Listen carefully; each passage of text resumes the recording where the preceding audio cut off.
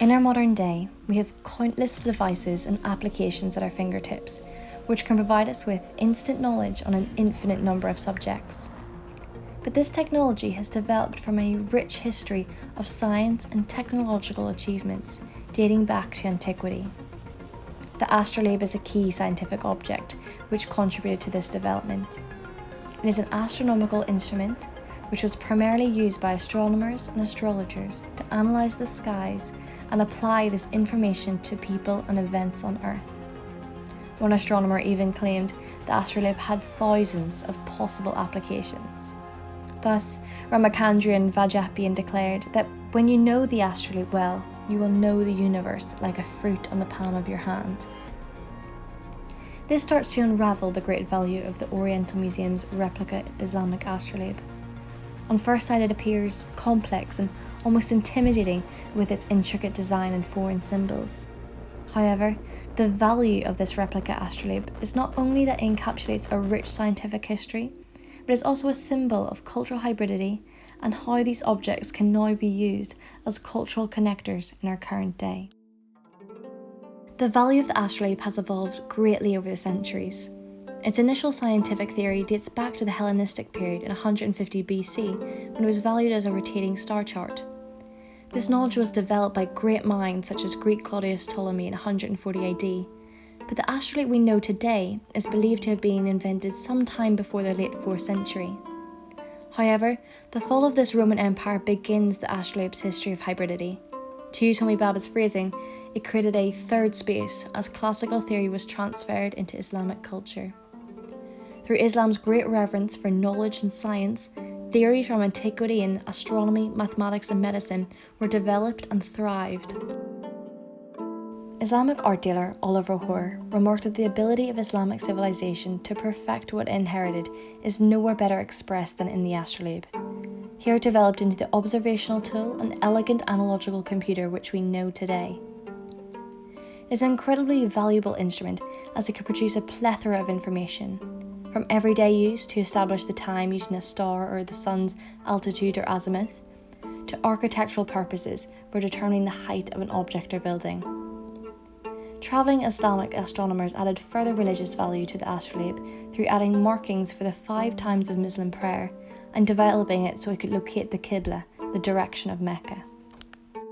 When Islamic culture expanded into Asia and Europe, this continued the hybridization of the astrolabe as it was readapted for each country.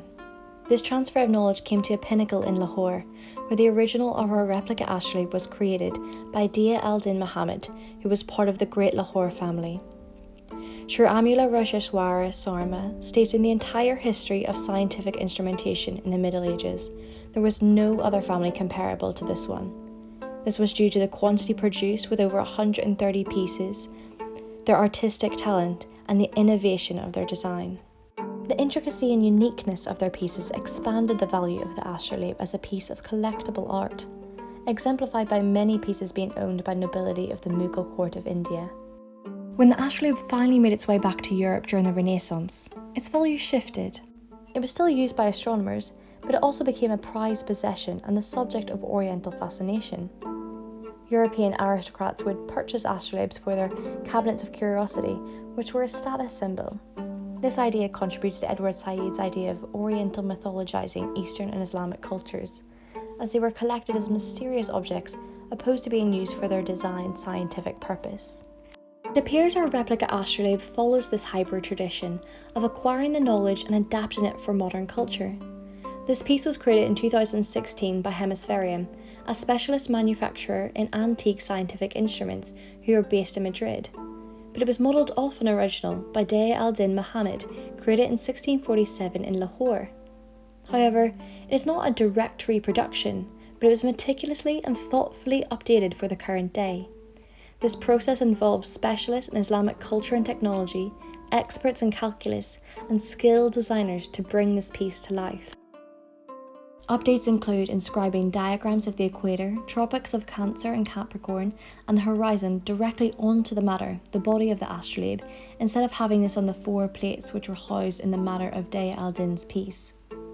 The location has also been updated from Lahore's latitude to Jeddah in Saudi Arabia, as a buyer of the replica was from this area. Other updates include the 24-hour clock engraved in the outer rim or limbus, and the addition of the Gregorian calendar. The rete or net, which rests on the surface of the matter and is engraved with star constellations, has also been updated to reflect the star's new location in the 21st century. Another update is the inclusion of a regula or ruler, which saves the user complicated mathematical calculations to produce data which was originally performed on abacuses. Much of the back of the matter has remained from the original, with similar scales of cotangent, sine, and altitudes to aid calculations. The Adelaide, a rotating bar used to measure angles and determine directions, has been replaced to be more in keeping with this scale. The whole piece is topped with a throne or kersi, which allows a ring or halka to attach so the astrolabe can be held flat at eye level. Through these updates, the Replica Astrolabe is now able to perform these classical measurements and calculations, but in a current context, which immediately makes the replica more practically valuable for a modern owner. In a simplified description given by British Museum Al-Bahari curator, the astrolabe is operated by holding it flat, aligning the alidade with the sun's direction, then using the engravings on the back of the matter to help point to a particular date and time. You then rotate to the front of the matter, which will give you more details, such as where stars are at that time. You can also do this in reverse when you know a star's location. However, the process to properly use an astrolabe still remains complex, and it has always required an intelligent and mathematical user, which has continuously restricted their use to elite astronomers and astrologers.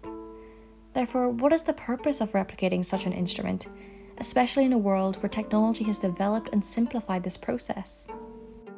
After discussing the value of this replica astrolabe with Dr. Samso, who aided in its production, and Adler Planetarium curator Dr. Raposo, I believe the astrolabe has taken on new value as an educational means. In projects like Multaka Oxford and the school programme at Durham's Oriental Museum, scientific instruments like the astrolabe are being used as cultural connectors. They now signify how Islamic art, science and culture has influenced innumerable aspects of our modern technology, science and medicine in cultures across the globe. But most importantly, they help foster dialogues to tackle cultural prejudice and teach the importance of freedom of knowledge transfer between cultures and countries.